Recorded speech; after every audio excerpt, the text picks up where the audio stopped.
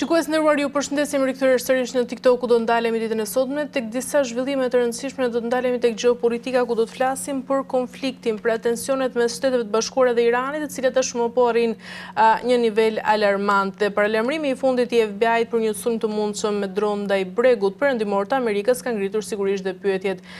serioze mbi përshkallëzimin e konfliktit. Ndërkohë, lufta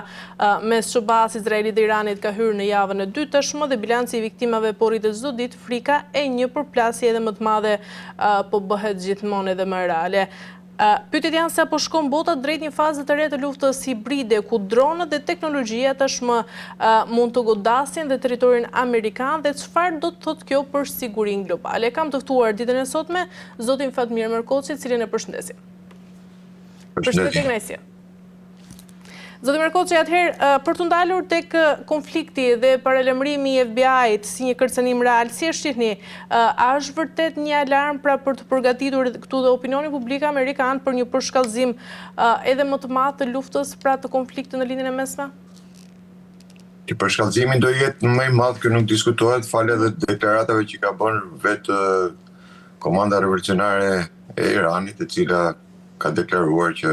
ky konflikt do zgjasë. Po të shohim deklaratat e para fillimit të luftës, ku Khamenei, i cili ishte lideri supremi i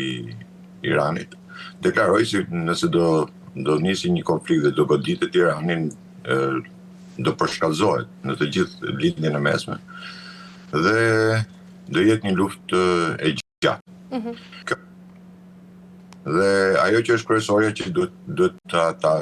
korrektojmë pak në tekst është lufta kundër Shtetet Bashkuara të Amerikës me Iranin, por është Izraelit me Iranin. Shtetet Bashkuara ju bashkangjitën kësaj lufte, e cila me sa duket Netanyahu i bëri llogarit gabim, pasi në goditjen e parë që bëri vrau liderin suprem Khamenei dhe ndoshta ishte ajo dhurata që Netanyahu mendoi se do t'i bënte Trumpit, dhe duke gjykuar se lufta, vrasja e Khamenei do ishte mbarimi i Iranit. Mirë po Irani kishte marrë të gjitha masat, me sa duket nga pikpamja strategjike flasim, që ishte e mirë organizuar, tek e fundit ata nuk janë një organizat, po ata janë shtete dhe funksionojnë në mënyrë kapilare. Kështu që ishin të caktuar edhe kush do ishte komandanti dhe kush do ishte shefi shtabit në rast sepse vritesh komandantja, ashtu siç ndodhi.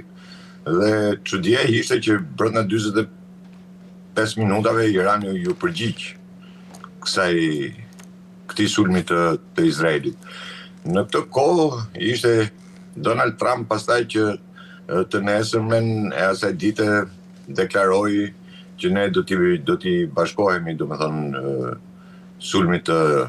Iranit kështu Izraelit, dhe kështu ndodhi. Por ndodhi ajo që u goditën të gjithë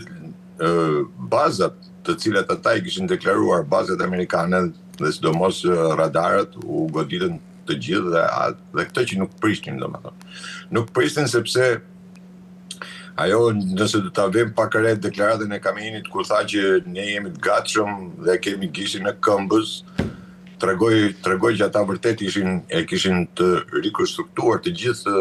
mënyrën e luftimit. Pra, nëse vritesh dikush, ata funksionojnë me baza ushtarake, jo me një komandë qendrore, po me baza ushtarake. Pra, që do të thotë që janë disa baza, nuk di, mbasi mund të jenë 30 sa baza ushtarake ose vend komanda të ndryshme të hapura në gjithë Iranin, të cilat i kanë marrë udhëzimet e tyre, i kanë marrë qysh para se të niste kjo luftë. Dhe ata nuk presin që t'i marrin tashmë luftë në këtë moment. Ata i kanë të qarta objektivat e tyre, si duket edhe kështu që e gjithë programi tyre, të themi, ishte një program i parë përgatitur dhe i mirë menduar dhe deri se ku do shkonin me këtë lloj betejë. Prandaj edhe Khamenei në atë kohë deklaroi që lufta do jetë e gjatë dhe e ashpër. Mos harrojmë se kemi të bëjmë me një shtet 2500-3000 vjeçar, nuk është Irani një shtet i cili mundet të poshtet kaq kollaj, domethënë ashtu siç e morën këta, por këta u nisën nga lufta 12 ditore që e gjetën në befasi gjatë kësaj periudhe kohe, 12 ditë. Pas 12 luftës 12 ditore, Irani nxori shumë mësime nga ajo betejë dhe bëri të gjithë organizimin e ushtrisë së tij. Kështu që them që kjo luftë do zgjasi, nuk është një betejë, nuk është një betejë kaq e thjeshtë. Ndërsa për sa i përket deklaratave, pastaj qoftë të Trumpit apo qoftë edhe të këtyre, kam dëgjuar edhe presidentin e Izraelit që kishte bërë ca deklarata, po nuk besoj se janë deklarata të sakta, më tepër duken si deklarata lufte. Pra, ajo lufta mediatike se kush triumfon më shumë apo kush triumfon më pak.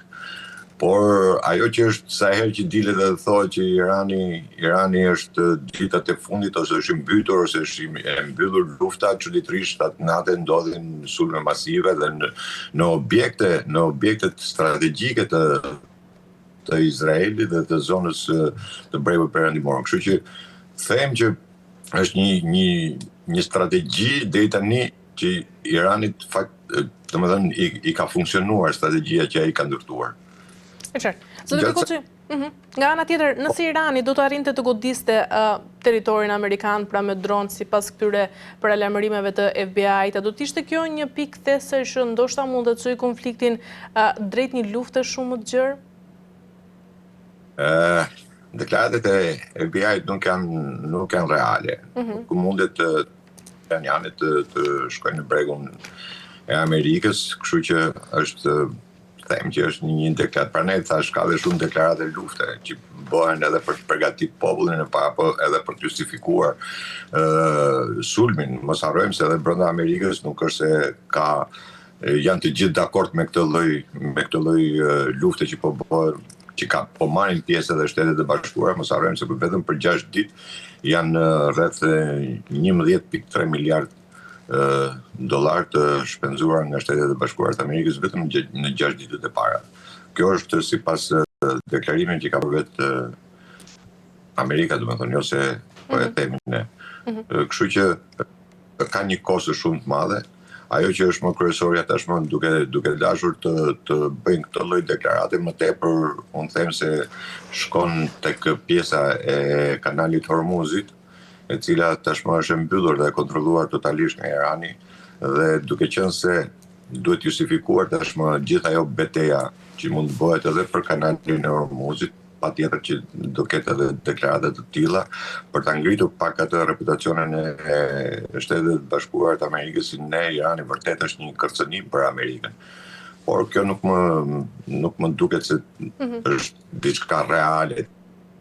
sepse mos harrojmë se përveç kanalit Hormuzit tashmë janë futur në lojë edhe Huthut, e cila kufizon edhe ajo lëvizjen e mallarve në kanal Suezit, pastaj dalim edhe në kanal Suezit që bllokohet edhe kanali Suezit, kështu që do ketë një goditje madhe të ekonomisë. Kjo luftë sjell një goditje të ekonomisë dhe Irani prandaj tash në strategjinë e tij ka bërë që të godasi të gjithë vendet e lindjes e gjirit dhe kur vjen puna ka godit objekte strategjike. Një nga deklaratet e tyre ishte edhe që do godisë edhe bankat e Emirateve të Bashkuara. Pra, ata janë futur në një konflikt të gjerë ashtu siç e deklaruan qysh në fillim. Tash ndoshta Netanyahu mendoi se vrasja e Khamenei do t'i sillte fitoren apo rënimin e shtetit iranian, gjë që ndodhi e kundërta, sepse me vrasjen e liderit shpirtëror të tyre ndezi më tepër, domethënë atë bashkimin që ata bën, dhe sidomos vendosja e të birit në rolin e liderit, megjithëse është i përkohshëm, por vendosja e këtij lideri i cili vjen, edhe ky vjen nga garda revolucionare dhe me mbështetjen e gardës revolucionare u dhe ky me ndikimin edhe e tij, tregoj hapur që ata janë të mirë organizuar në këtë pikë dhe janë tepër të saktë në strategjinë e tyre. Mund të humbin ashtu siç kanë humbur shumë në Irani kjo Terani është bërë domethënë gërmall themi, por ata si duket e kanë parashikuar edhe këtë lloj humbje që do kenë. Ajo që është kryesore është që regjimi nuk ndryshoi dhe doli domethënë e saktë ajo që me raketa apo me avion nuk mund të ndryshosh regjim nëse ti nuk fut ushtrin. Kështu që kemi ngel në këtë konfliktin e cili do jetë brenda lindjes mesme, nuk besoj kur që dronët sado sofistikuar që të jenë, dronët iranian të drejtohen drejt Shtetit Bashkuar të Amerikës. Zotë Mërkoci, nga ana tjetër, sa i përket dhe bllokimit të ngushticës së Hormuzit, sa dramatike është kjo situatë? Pra, ndoshta konsiderohet si arma më e fortë ekonomike që Irani ka kundër perëndimit, dhe si keni parë ndjeshmërinë që ka sjellë ky konflikt edhe në vendin tonë, pra me shtrëngimin e karburanteve, e cila është ndjerë më shumë? Vendi tonë nuk merret si referencë për vetëm arsye sepse këtu kene sa ndodhi gjë, edhe me ndodhin kini gjë, këtu kene ngret nafta për ngrenë çmimet, nuk kemi referencë vendin tonë, po kemi referencë Europën.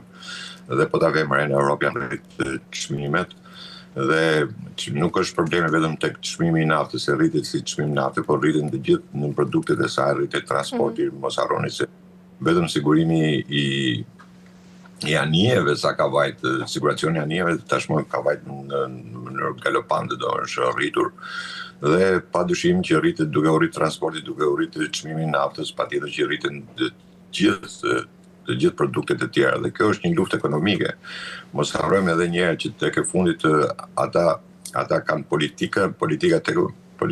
çfarë shpreh koncentrimit ekonomik është nuk është ndonjë gjë e veçantë. Kështu që duke goditur anën ekonomike, patjetër që ata do psojnë edhe politikisht qeveritë dhe sidomos qeveritë e Europës do shihin që do fillojnë edhe lëvizjet brenda Europës, jo pa qëllim Europa është distancuar apo është tërhequr, nuk është bërë pjesë e kësaj lufte pikërisht sepse ata futen në konflikt me qytetarët e vet. Tashmë është ajo dilema, do të futemi apo nuk do futemi. Për shembull Spanja nuk pranoi kurse që të merrte pjesë në këtë luftë. Por në të njëjtën kohë kur Trumpi deklaroi që do t'i bëjë embargo ngrit Gjermania dhe tha që do ta mbështesim Spanjën, do mbështetet në Europë. Pra, Europa duket sikur është më e bashkuar në këtë pikë dhe nuk po futet në këtë lloj vorbulle. Nëse do futesh edhe Europa në këtë lloj vorbulle, pastaj konflikti patjetër që do hapesh akoma më tepër, do përfshihesh edhe Europa. Dhe kanali i Hormuzit është pika nyje, mos harrojmë edhe një gjë që Irani është nyje gardiane e lindjes mesme. Domethënë, nëse bie Irani, e gjithë lindja mesme ikën për tokë, dhe pastaj ndodh ajo çfarë Netanyahu vet ka deklaruar, që pasi të marrën punë me shiitët do fillojë me sunitët, dhe nëse fillojë me sunitët i bie që të fillojë lufta me Turqinë. Kështu që konflikti pastaj do hapet shumë më tepër sepse do hapet edhe brenda NATO-s. Kështu që nuk ma do mendja që do të ndodhi kjo, përsa e përket kanalit të Hormuzit, pastaj thash edhe futja e udhëve tashmë deklarata e tyre, të cilët do të mbyllen në kanalin e Suezit, do ketë një goditje ekonomike mjaft madhe. Dhe kjo do ndihet në gjithë botën, por veçanërisht edhe në Europë, e cila nuk ka rezerva të tepërta për ta përballuar luftën, dhe aq më tepër bllokimi apo prishja e marrëdhënieve me Rusinë tashmë nuk kanë se ku t'i drejtohen më. Sipas një lajmi që dëgjova, nuk di sa do ishte e vërtet, po Trumpi sikur e ka hequr sanksionet e vendeve të Europës që do të marrin naftë apo gaz nga Rusia. Kështu që jemi në situata të cilat nuk mundet t'i definojmë në mënyrë të saktë edhe të prerë. Dhe themi që do bëhet apo nuk do bëhet, por ajo që është kryesorja që bie më shumë në sy, bie që duket që Izraeli është më promotori dhe më më i dëshëruari për ta bërë këtë luftë, thash qoftë me vrasjen e Kameinit apo me goditjen e bazave apo rafinerive të naftës të Iranit, dhe mendoj se duke godit, megjithëse Amerika ishte kundra dhe është kundra, realisht për sa i përket rafinerive të naftës apo puseve të naftës, sepse mos harrojmë se në rindërtimi një rafinerie nafte apo një pusi nafte, minimalisht një pus nafte ta vesh në funksion ndo minimalisht një vit. Dhe ajo edhe sikur ta mbaroj lufta, pra e marrin të mirë qenë ta mbaroj lufta, por pusi naftës prap do një vit që të vetë në funksion, dhe do ndihet në mënyrë galopante. Pastaj ajo se prodhimi i naftës, i cili realisht tashmë, edhe pse nuk është godit, është bllokuar, absolutisht asnjë nga shtetet nuk po bëjnë, nuk po prodhojnë më naftë, dhe llogarit sikur ti prishësh edhe puset apo të godit dasës edhe puset, se çfarë do ndodhi. Por ajo që ishte që në momentin që u godit, domethënë Irani u kundërpërgjigj po me të njëjtën monedë, duke godit depozitat e naftës së Izraelit tamam në portin kryesor, apo ku ishin edhe avionët qështern të Amerikës, të cilët janë të domosdoshëm në luftë për të mbajtur avionët në ajër, sepse avionet nuk mund të fluturojnë gjatë gjithë kohës nëse nuk ka furnizim. Kështu që ishte një taktike e gabuar e Izraelit, dhe megjithëse ishte e njoftuar sipas generalëve amerikanë që mos goditeshin këto puse, ai përsëri goditi. Pra, ai më tepër më duket sikur Izraeli kërkon me çdo kush, me çdo formë që ta tërheqë dhe ta mbaj Amerikën në këtë luftë. Por kosto është shumë e lartë, mos harrojmë se lufta vërtet ne e shohim nga pikpamja taktike, po kemi të bëjmë edhe me politikën, pastaj se në dorë janë zgjedhjet në parlamentin apo në Kongresin apo Senatin e Amerikës. Kështu që është edhe një paraprit përsa i përket zgjedhjeve, sepse nëse do ketë një humbje të zgjedhjeve në një rast, dalim sikur humb Partia Republikane, humb gjithë reputacione dhe i bie dhe fuqia e presidentit në atë moment. Kështu që duhet pak edhe në pikpamjen politike, se si ecën politika në këtë lloj situate. Nuk është vetëm lufta. Lufta është njëra, politika është në anën tjetër, diplomacia është në anën tjetër. Shihet që ka kalime të nëndeshme të diplomacisë, sidomos po kërkohet tashmë që Rusia të bëhet negociatore e një marrëveshje sa më të shpejt, por është e vështirë sepse edhe Rusia nuk do që Irani të kapitullojë apo të dorëzohet apo të plotësojë ato kushte që kërkon Izraeli kryesisht. Jo më Amerika, po më tepër i kërkon Izraeli. Kështu që do të shohim, por kemi edhe një moment që duket se është paksa i dyshimt mosdalja e liderit shpirtëror në media apo me një deklaratë zyrtare, megjithëse dikush thotë që është i plagosur, dikush thotë që nuk është i plagosur, por si duket po kërkon kohë, me sa duket po kërkon kohë, dhe unë dyshoj se kur të dalin në publik lideri shpirtëror do të dalin me një etfa tjetër, me një ligj tjetër. Ndoshta do të jetë edhe ligji i bombës bërthamore. Atë që Netanyahu kishte Kameini e kishte ndaluar me fetva, e kishte ndaluar domethënë me ligj mosbërjen e bombës atomike, mbase mund të jetë edhe kjo që ai kur të dali mund dali edhe me një ligj tjetër apo me prodhimin e bombës atomike. Mund dali dhe të thotë që e kemi prodhuar, e kemi gati, e kemi bërë, sepse tek e funit e gjithë uzina, rafineria e Iranit, gjithë prodhimi i Iranit është nën dhe, është nën tokë, rreth me sa flitet duhet të jetë rreth një 600-700 metra nën tokë, domethënë uzinat, kështu që nuk di se çfarë ndodh. i gjithë prodhimi i iraniumit ata e kanë, iraniumi nuk është se kanë, kështu që për ne them mosdalja e tij është tle pak për dyshuar, domethënë sepse është e habitshme që të zgjidhet një kryetar siç është forma e regjimit të tyre që e kanë me liderin shpirtëror dhe mos bëj asnjë lloj deklarate. Është paksa u bë 4 ditë, domethënë që nga e diela që është zgjedhur deri më sot nuk ka dhënë absolutisht asnjë lloj deklarate. Kështu që edhe kjo të le pak përdyshuar në këtë lloj prizmi. Por, zoti Mërkoçi, nëse këto bombardime do të vazhdojnë dhe sigurisht Irani ndoshta mund godas bazat amerikane, cili do të ishte skenari më i keq pra për rajonin dhe a mendoni se në këtë fazë të konfliktit ka ende mundësi për negociata dhe për një tryezë bisedimi mes palëve? Që lufta do vazhdojë, nuk diskutohet, nëse nuk ulen palët në tavolinë, lufta do vazhdojë. Për sa bisedime, atë që Irani e ka thënë që ne 2 herë ishim në bisedime dhe 2 herë u prem bes, themi,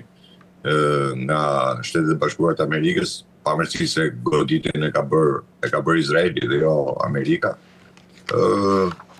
Lufta do vazhdojë dhe bazat amerikane ashtu si ata kanë deklaruar gjithmonë dhe po ta shohësh të gjithë objektivat janë objektiva ushtarak. Dhe ajo që bëri përshtypje thash vetëm që do goditeshin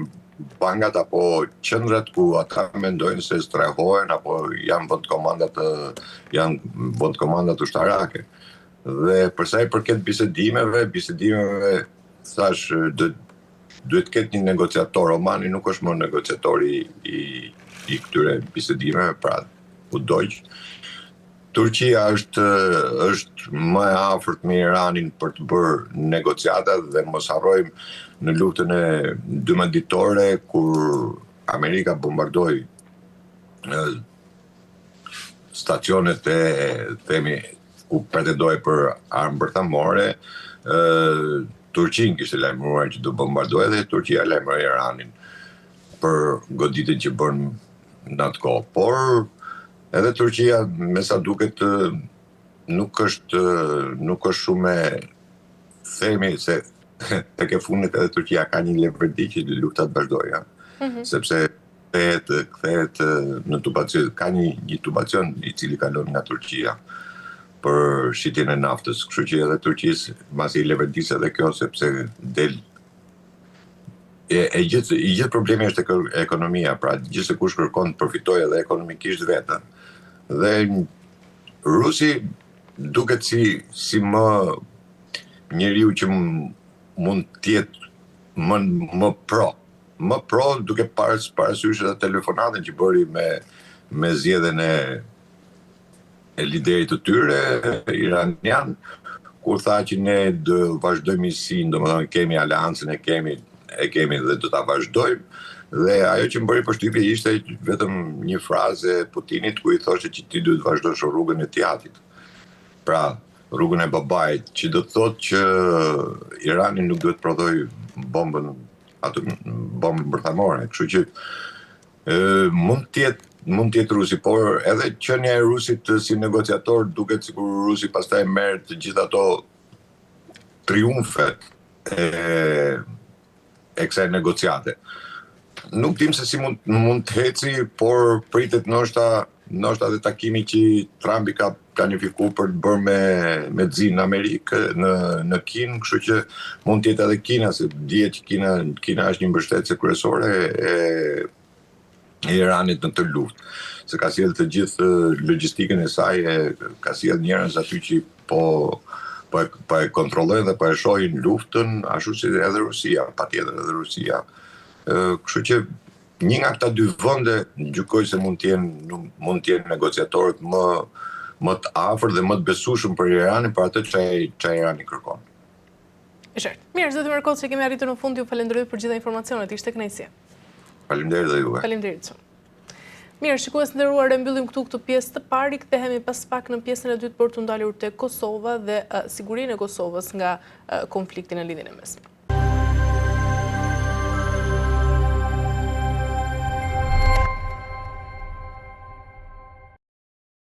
Mirë, shikues nderuar, jemi rikthyer tashmë në pjesën e dytë ku do ndalemi fillimisht tek Kosova, e cila ndodhet në një nga momentet më të paqarta kushtetuese të viteve të fundit. Seanca për zgjedhjen e presidentit është shpezulluar dhe kuvendi është shpërndar me dekret dhe tani gjithçka varet nga një vendim i gjykatës kushtetuese. Mes këtij bllokimi institucional lind edhe një dilemë e madhe, pra a mund të ndryshojë gara për president. Kam të ftuar ditën e sotme drejtorin ekzekutiv të ISEK, zotin Jeton Alimi, për të diskutuar mbi këto zhvillime. Zoti Alimi, ju përshëndes, kënaqësi. Përshëndetje, falenderoj, kënaqësia në Seltas.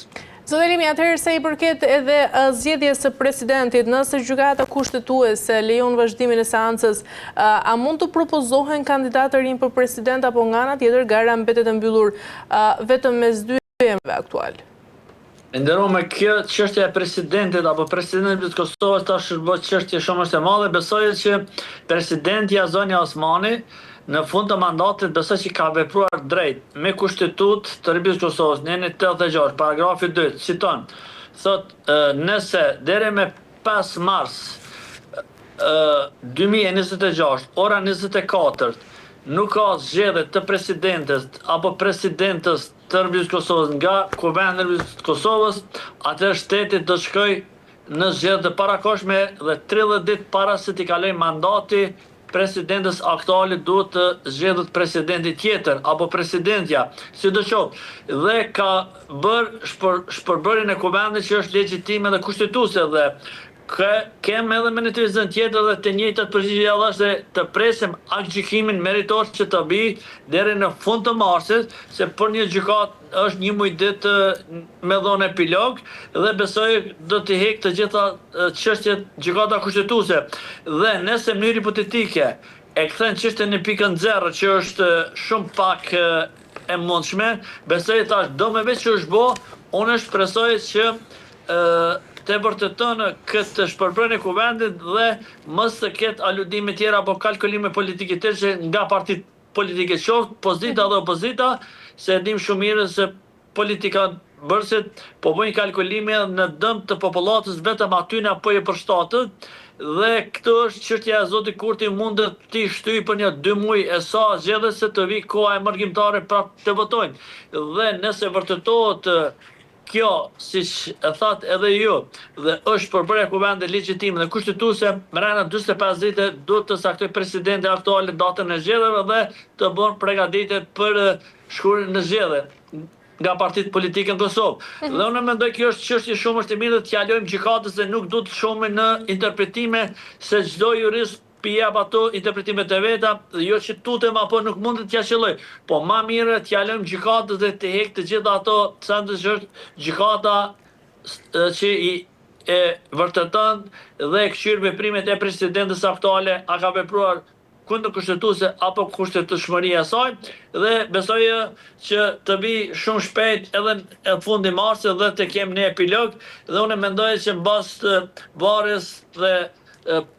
publikimit të aktgjykimit meritor nga gjykata kushtetuese vijnë në pa gjithçka dhe duhet t'ja lëmë kohës dhe mos merrem me interpretime, por duhet të riorganizohen edhe partitë politike, PDK, LDK dhe AK-ja dhe të bojnë një fushat të mirë, edhe pse jo edhe lëvizje vendose, mos të ketë ofendime se prap janë Kosovë, prap duhet bashkëpunohen me tjetrin dhe mos ketë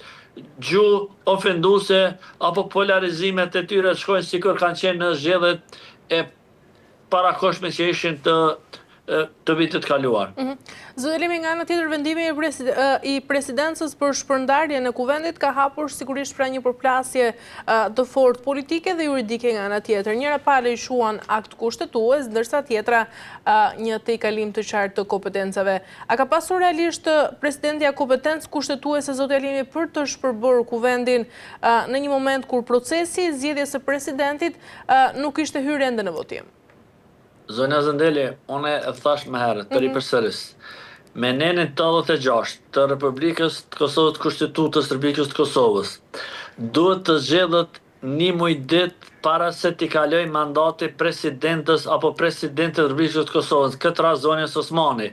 Dhe deri me 5 mars 2026, ora 24, nëse nuk ka të zgjedhur presidente apo president të Republikës të Kosovës nga kuvendi i Kosovës, presidentja e ka në mandatin e vet për me bo për me bë shpërbërjen, me nxerr këtë që e ka nxerr dhe shteti të shkojë në zgjedhje të parakohshme dhe çështja e shumës në gjykatë kushtetuese besoj që është çështje e lëvizjeve vendosë, jo opozitës dhe besoj din të manipulojnë dhe din të bëjnë populizëm në dëm dhe dha Zoti mos i ofendojnë gjyqtarët e gjykatës kushtetuese çish kanë vepruar atëherë, se nëse i bin gjykimet në favor të tyre i livdojnë. Nëse i bin kundër tyre i ofendojnë siç kanë ditë ata dhe i baltosen, që është e dëshme dhe sidoqoftë unë mendoj që këtë parat nuk duhet shprehna matutje t'jalo gjykatës dhe gjykata është kompetence për këtë çështje dhe do vijë shumë shpejt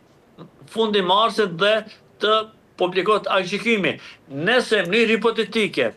e jep gjykata se shpërbërja e kuvendit ka qenë kundër kushtetuese dhe e kthen në pikën siç ka qenë, atëherë automatikisht duhet të vazhdohet prej aty dhe të filloj procedura e zgjedhjes së presidentit apo presidentit e Republikës Kosovës. Unë e di një send, se Albin Kurti nuk don marrëveshje politike, nuk don kandidat konsensual, po don njerëzit e vet dhe kjo është e qartë dhe është pa edhe gjatë qeverisës dhe prishja e zonës Osmani me zotin Kurti ju prish rrugës për interesa, e dim zoni Osmani ka pas lëvizjet e veta në SBA dhe ajo krimi aty bordit paqes nga SBA dhe çështja e presidentës e kanë nervi kosës zotin Albin Kurti, se Albin Kurti 4 vjet sa ishte nuk ka shkel në shtëpinë e bardhë dhe zoni Osmani arriti atje dhe i boni gjithë ato të mira për shtetin e Kosovës dhe e promovoi vetën dhe këtë ishte inati apo xhelozia e zotit Kurti dhe një farforme nuk kishte besim se zoni Osmani mund të shërbente edhe 4 vjet edhe 5 vjet tjera si noteri siç ka shërbyer dhe kjo është çështje kruciale mosbesimi dhe këto kanë filluar ato polarizime dhe hatërmbetjet me zotit Kurti dhe me fjalët e zonës Osmani, siç ka thonë vetë, zoti Kurti i ka premtuar edhe një mandat se do t'ja siguroj votat, po interese personal dhe thyrja tyne ka bërë që zoni Osmani të djegët politikisht dhe është djegë dhe tash tutje të presim vetëm vendimi i gjykatës për tesim atutje. Qartë. Zoti Lime, nga ana tjetër, atëherë në kuvent janë përdorur tashmë mbi 60 nënshkrime për 2 kandidaturat e propozuara nga shumica, por mbi 50 nënshkrime të tjera mbeten ende pra të papërdorur nga deputetët e opozitës. A mund të shndrohen këto nënshkrime të mbetura në një kandidat të ri që mund të ndryshojnë ndoshta të gjithë balancën e garës për president?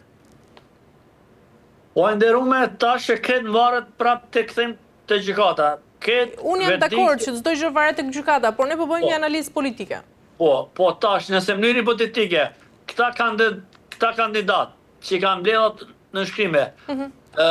gjatë bisedës me partitë opozitës, me LDK-n dhe me PDK-n, PDK-ja kanë pas kandidatin e vet,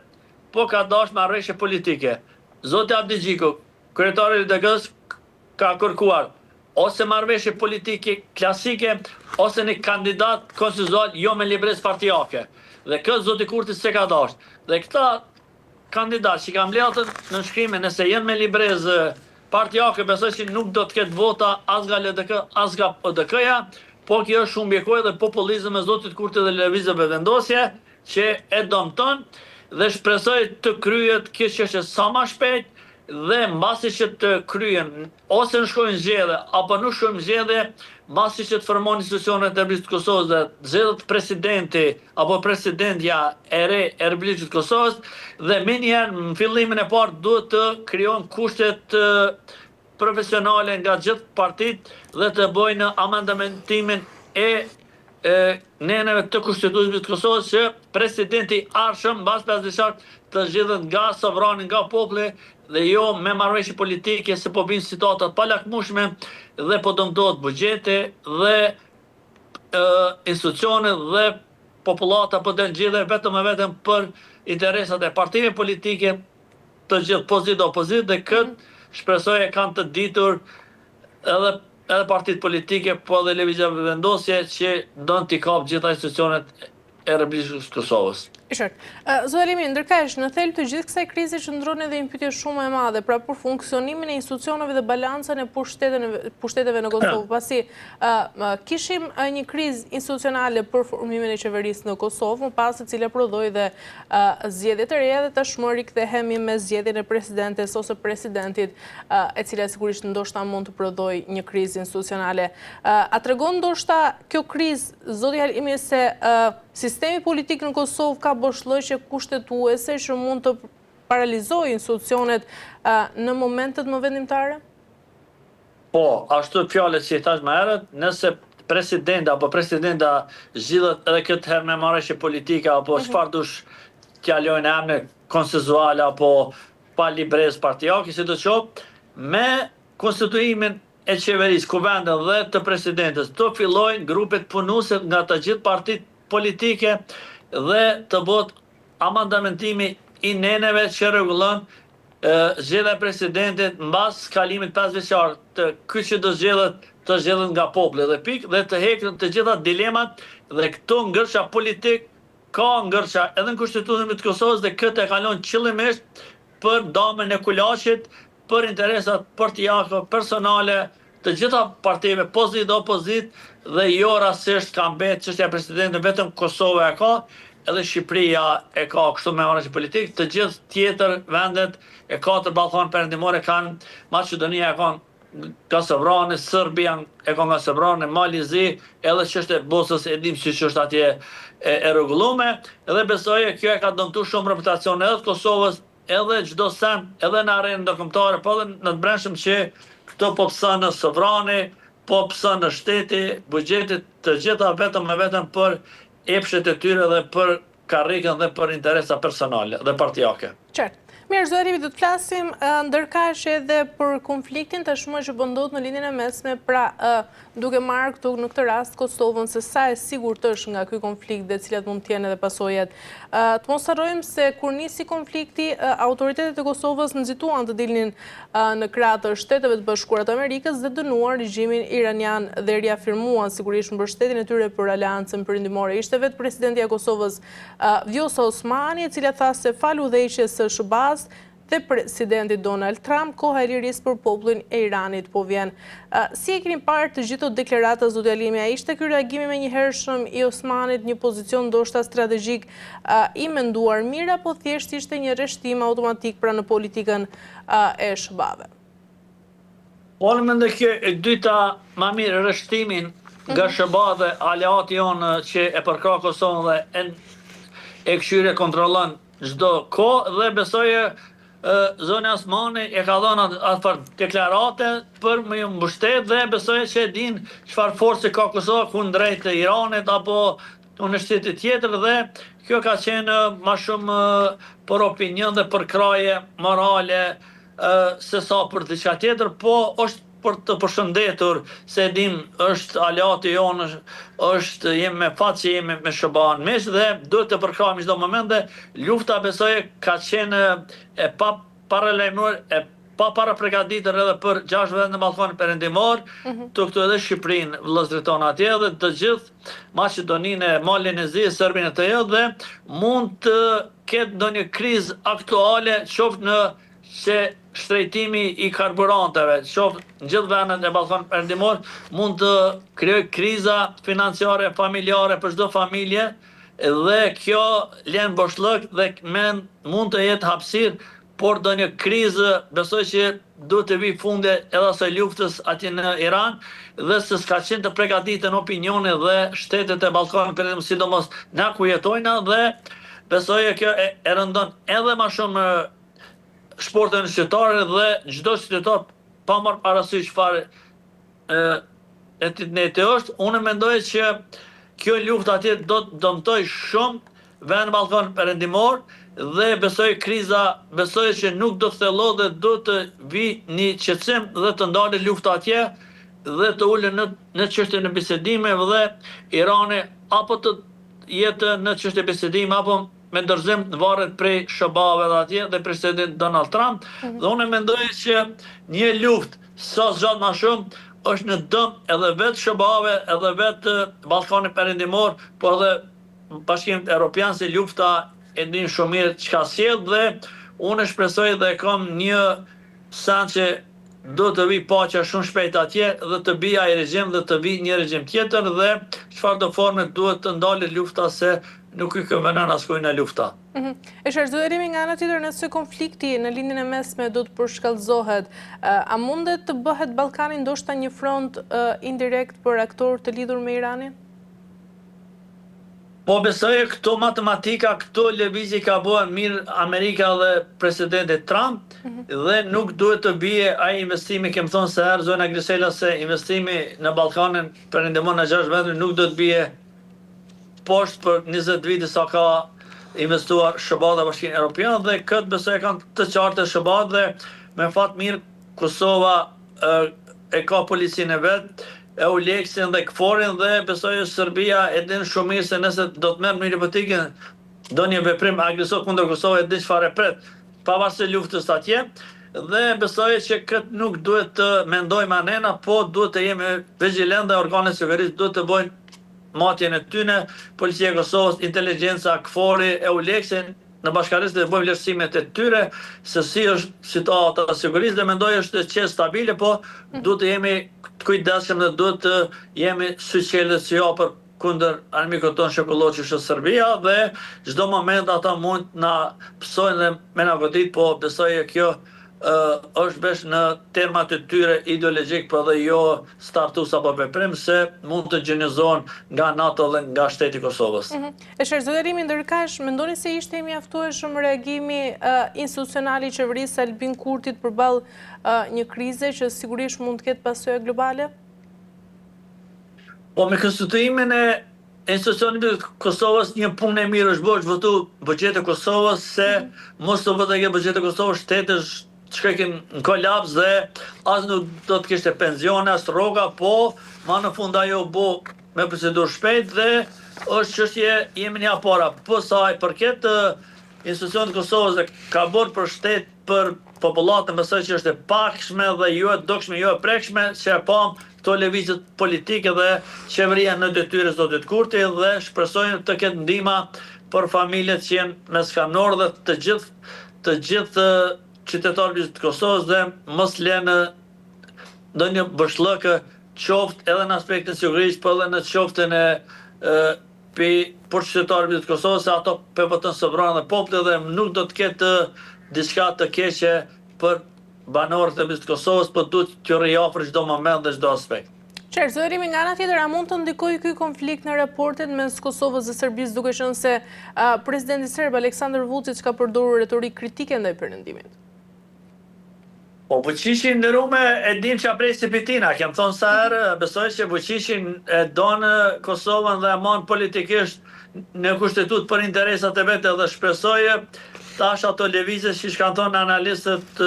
në Serbia se mund të ketë ndonjë njohje apo ndonjë marrëveshje e obligueshme të Serbisë për njohjen e Kosovës shtet pavarë sovran dhe anasetas, kjo është e mirë dhe më në fund vije kapake për gjithë Ballkanin perëndimor, e sidomos raportet Kosovë-Serbi, njohje reciproke dhe fshisinë të mirë shtetit në tyre dhe kjo është më së kruciale dhe më së ma përpara që do vijë dhe çështje tjera unë mendoj që Vučići i ka këto politika shik në nëmë dhe i mban ende për interesat e veta partijake dhe personal dhe diçka nuk ka ndonjë lëvizje që mund të vije në dëm të Kosovës se e thash më herët e din çfarë pret dhe nuk gëzot të luajnë me ndjenjat e NATO-s apo me shtetin e Kosovës se ishte rasti Banjskës që e morën një përgjigje shumë të qartë dhe i hekën kriminalat, po edhe rasti në këtë lumen i Belepenze. Besoj tash është e qartë dhe nuk do të kemi diçka të tillë asë situata dhe vëllaz do të mos kemi kur dhe unë mendoj që qetësimi i Ballkanit perëndimor, sidomos me Serbinë është i vetëdijshëm dhe shumë krucial se të vijë sa më shpejt dhe mos të hyjë bashllëkja apo hapësirë për një dhunë apo për një lloj krizës apo konflikt siç e don Vučići dhe njerëzit e tina. E qartë mirë, zotërimi, për ta mbyllur pyetjen e fundit, mendoni se është mbështetje e pakushtëzuar ndaj politikës amerikane për flasur për Ballkanin, një garanci sigurie apo e shifrin ndoshta si një rrezik? O siguria në Ballkanin perëndimor është mos e e qede mëse mi se ardhur dhe unë besoj që jo ngo Ballkani perëndimor me luftat e Jugosllavisë dhe këta njerëzit e Vučićit dhe Vučići vetë të krijojë tensione mes shqiptarëve sërbe, besoj që ajo ka përfunduar dhe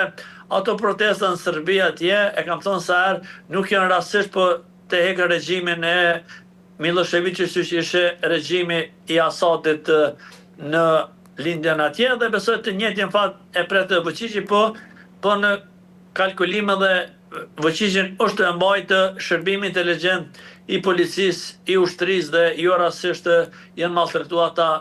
ata studentat protestues atje vetëm me dhunë dhe me zor është duke mbajt pushtetin dhe besoj që një ditë të vijë shumë shpejt të bie ai regjim i fundit në 6 vende Ballkan Perëndimor dhe të vinë njerëzit që janë pro NATO-s dhe me SBA dhe Bashkimin Evropian dhe komplet 6 vende Ballkan Perëndimor kanë në vende në NATO, Bashkimin Evropian dhe asesi me lindjen apo me Rusinë atje që kanë tentuar ta ngrenë Serbinë dhe kjo është e qartë. Vučići është djegë edhe nga Rusia dhe tash do një pak paqe edhe Rusia të ndalë luftë me Ukrainën, po edhe këtë do një marrëveshje politike me Serbisë dhe Kosovës që është shumë e mirë dhe shumë e ardhshme. E qartë, mirë, çdo dalimi kemi arritur në fund. Faleminderit për gjitha informacionet. Ishte kënaqësi. Si faleminderit. Faleminderit shumë. Mirë, të nderuar televizionistë, kemi arritur në fund të këtij programi për ditën e sotme. Bashkë do të jemi sërish nesër deri atëherë, mirupafshim.